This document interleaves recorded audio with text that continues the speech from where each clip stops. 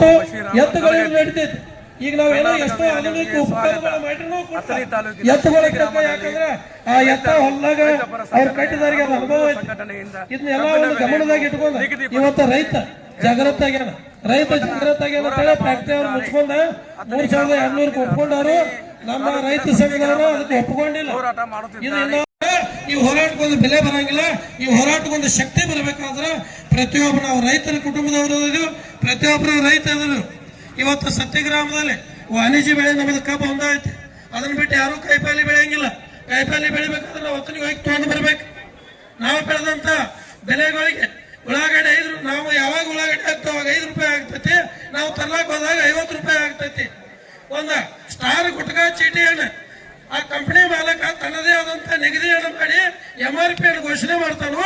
ರೈತ ಬೆಳೆದಂತ ಬೆಳೆಗಳಿಗೆ ಕಬ್ಬಿನ ಬೆಲೆಯನ್ನು ಕೇಳಬೇಕಾದ್ರೆ ನಾವು ಭಿಕ್ಷೆಯನ್ನು ಬೇಡಬೇಕಾಗಿತ್ತು. ಇವತ್ತು ಫ್ಯಾಕ್ಟ್ರಿ ಮಾಲೀಕರಿಗೆ ಮುಂದೆ ಭಿಕ್ಷೆಯನ್ನು ಬೇಡುವಂತ ಪರಿಸ್ಥಿತಿಯನ್ನು ಇವತ್ತು ನಮಗೆ ತಂದಿಟ್ಟಾರೆ. ಇವತ್ತು ಸ್ವಾಗತ. ಅಥಣಿ ತಾಲೂಕಿನ ಸತ್ತಿ ಗ್ರಾಮದಲ್ಲಿ ರೈತರು ಕಬ್ಬಿನ ಬೆಲೆ ನಿಗದಿಪಡಿಸುವಂತೆ ಹೋರಾಟ ಮಾಡುತ್ತಿದ್ದಾರೆ. ನಿಮ್ಮ ಹೆಸರು? ರೈತರ ಹೋರಾಟ ಕಬ್ಬಿನ ಬೆಲೆ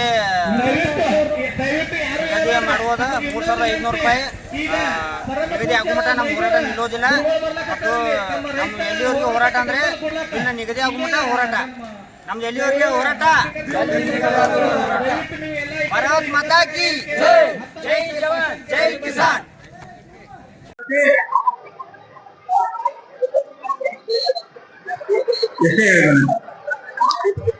ನಾಗೇಶ್ವರ ಗ್ರಾಮದವರಿಗೆ